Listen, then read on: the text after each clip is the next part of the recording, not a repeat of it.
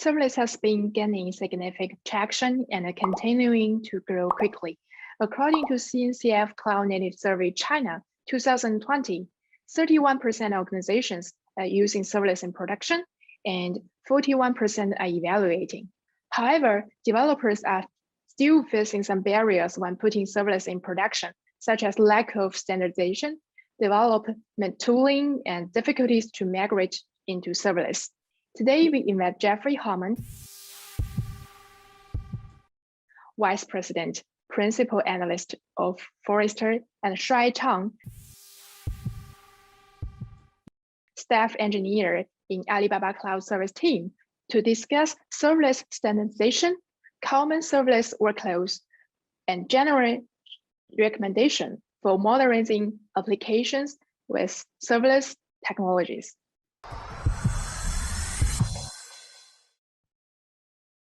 How do you think about fast or serverless standardization, Jeffrey? So it's a very interesting time in this space. We've seen so much heat and light in the industry focused on containers and Kubernetes over the past 12 months.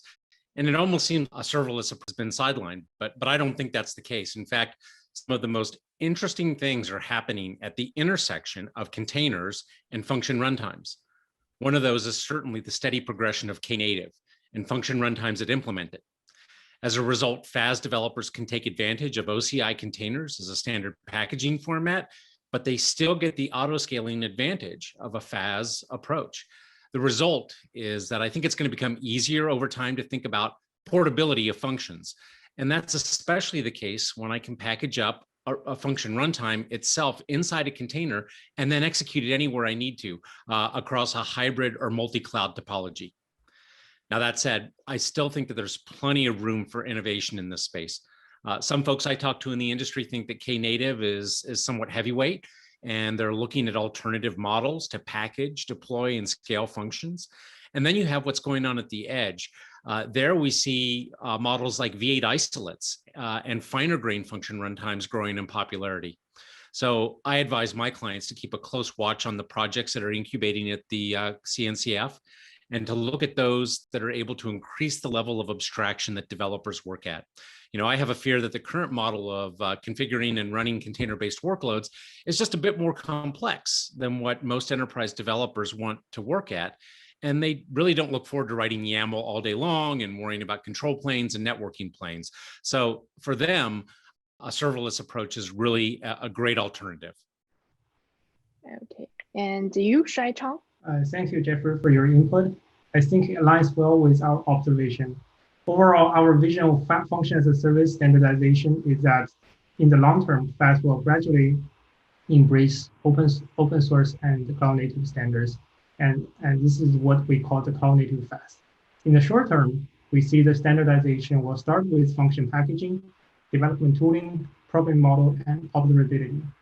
There has been a long history of comparing, arguing pros and cons for serverless and containers in the community, and there are a lot of good ideas. However, we believe that containers and serverless can work together seamlessly. For example, major FAS vendors have added support for container images, and there are also serverless container services offerings in addition to FAS. Container images as standard packaging format will accelerate legacy application to migrate to serverless as majority of the container ecosystem can be reused. Another aspect of standardizing FAS is the programming model and portability. Different vendor requires different function handler and signature, and that do create concerns for vendor locking.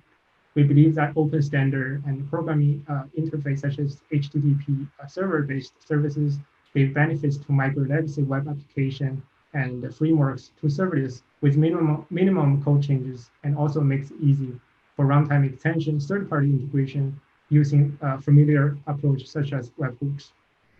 And finally, our customer find it becomes more challenging in observability when moving to serverless and wish to reuse open source cloud native tools such as Prometheus, open tracing, open telemetry, and Grafana, or the commercial APM service they have already invested in. Therefore, it is important that serverless observability to increase such state-of-art toolings and to provide a unified monitoring and operation experience when using fast other technologies at the same time. Okay, thank you. And what are the workloads that you have seen especially successful after serverless adoption, Jeffrey? Yeah, you know what? This has really evolved over time. In the early days of serverless, we saw a lot of customer-facing workloads that really benefited from auto-scaling capabilities. And many of these workloads were new products, new services, so developers could start right at the beginning and use event-driven patterns and asynchronous execution instead of having to retrofit that into existing applications. So in those days, the types of things that we tended to see were what I would call Perl++, essentially using duct tape and using FAS to stitch together multiple cloud services and integrating them. Functions turn out to be a really good way to integrate and assemble multiple public cloud services into a business process or a customer journey, especially if you're mixing core cloud services and serverless or managed services. IoT was a really good place where a serverless backend is well suited for the types of things that IoT services needs. Examples include sporadic communication, variable processing loads, and the need to scale the infrastructure to zero, especially if you don't get a lot of data overnight or on weekends. We also saw that in the early days of FAS, spiky processing workloads. So where you wanted to extend current infrastructure as a service models at a smaller level of granularity. As an example, during Singles Day, when you have to process an awful lot of orders, or after a holiday when everybody's registering their new products, those are great places for FAS. Now, as time has evolved and as developers have become more experienced with functions and serverless concepts in general, we're seeing more types of workloads pop up. One of the most interesting ones to me is a domain-specific extensibility model.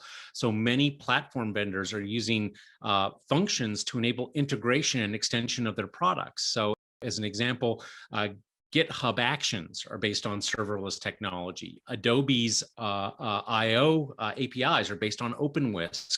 MongoDB's Stitch product uses serverless concepts. So as you see more and more headless services made available to developers, you're going to see serverless concepts used to extend those APIs.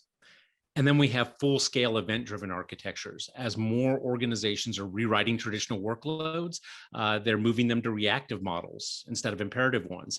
And so as they modernize batch workloads, for example, turns out that FAS is a really good way to do that because you can scale out to meet the needs of those batch workloads. Finally, as FAS models have got more feature rich and we've gained the ability to better deal with longer running processes and stateful code, we're seeing even more workloads now. One of my favorites is web workloads. We're seeing a lot of standard web applications and frameworks being used, deployed inside containers, but then auto-scaling using serverless technologies. Video processing is an example. As you get functions that can execute for longer periods of time, and as you get support for specialized hardware, it's possible to do on-the-fly video conversion and processing. And then finally, artificial intelligence and natural language processing. These are now made possible through the ability to process large models, access large buckets of storage, NFS as an example, and get access to specialized hardware to accelerate the training of models. So we've gone from a few workloads to a lot of workloads, and I think we'll continue to see the range of things that developers can do expand.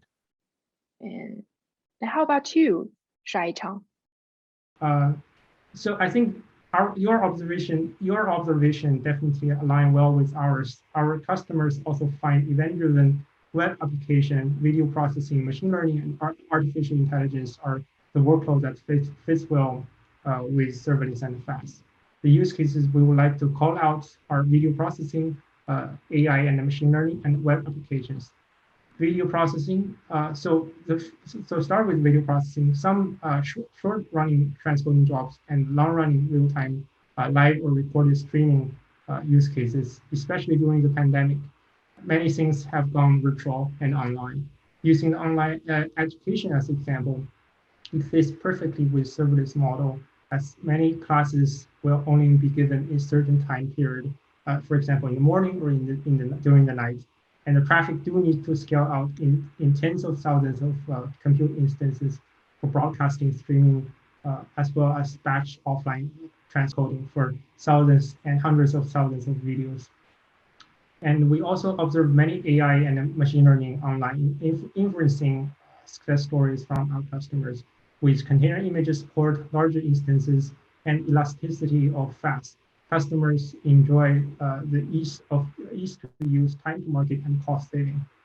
And finally, we want to discuss the legacy web applications in various frameworks such as Python, Django, Java Spring, and other PHP web frameworks also find it easy to modernizing. With standard function packaging such as Java jar package and container image support, along with the standard programming model such as HTTP server, developers find they can offload majority of their operation burden to fast platform, eliminates idle resource cost with only minimum code changes. Okay, and what would you recommend for customers to look for when they are considering migrating to serverless or fast, Jeffrey? Well, to me, I think the first thing is to make sure that you've got affinity, the kind of workload that you want to use FAS for, that you want to use serverless for, matches the types of things that work well. And then you also want to make sure that they match the specific platforms you're considering. Not every FAS platform works the same way. Now, the good news is that almost every large organization has the types of workloads that I just talked about in some form or another. Secondly, you need to think about the development experience. What sort of tools do you want your developers to use, or do they want to use? Are there plugins for the IDEs that support that platform? Will they develop on their own machines, or will they develop on the cloud platform? What DevOps tools or deployment pipelines can they use to deliver functions and the functionality that they're building? Do you need more advanced features like the ability to chain together multiple functions into workflows? Do you need to deploy those functions inside a virtual private cloud? If you work at an enterprise organization, the answer to that one is probably yes. What kind of programming languages do you need to support? Different platforms support different languages. Other things that we've looked at in our most recent Forrester wave on FAS platforms included observability, how easy it is to understand how your functions are working at scale and get real-time data about their execution. Integrations, how easy it is to integrate to other cloud services and the breadth of those services. For example, it's very common to integrate to an event grid or a database that supports auto-scaling functions. Security. In addition to the VPC support I mentioned above, the isolation model for the function runtime and how it keeps developers and their services safe from attack. Finally, I think you have to consider geographic availability. In many cases, you'll want to process data in the regions where your customers live. In fact, for some, that's a legal requirement. So it's important to look for platforms with a geographic reach and range that aligns with your needs. Okay, thank you. And do we have any other comments, Shuai? So our recommendation is that developers should look for fast vendors with DevOps tooling support, minimum technology stack locking, and rich integrations. So fast DevOps tooling can be challenging given that it is a relatively new and do not yet have a strong ecosystem, tooling ecosystem like containers or the legacy web application development. Therefore, reusing the existing tooling chains such as IDE plugins, local debugging tools, CI/CD, and monitoring services is very important. There is a high chance that containers and the serverless hybrid mode is common in many organizations or enterprises. And therefore, reusing existing tools for serverless development reduces the learning curve, confusion, and improve the time to market. The next recommendation is to minimize technology stack locking. For example, the same container image can be deployed to virtual machines, Kubernetes, and fast instead of writing a whole different set of code and config just for fast. Reusing your observability tools such as monitoring, tracing, logging, and events, and even third-party APM agents. And finally, fast is by its nature is to be used along with other cloud services such as handling events of object storage service, messaging, streaming, and IoT services. and even third-party event source. Therefore, you would expect the fast to have many triggering options to unlock more use cases. So put it together, we recommend to look for tooling reusability to minimize technology lock-in and reach event-driven integrations. So that is our 3 recommendations for developers when they're considering moving to fast. Thank you for giving us this inspiring talk about serverless. Thank you, Jeffrey Hammond. Thank you, Shai Chang. Thank you. Thank you very much.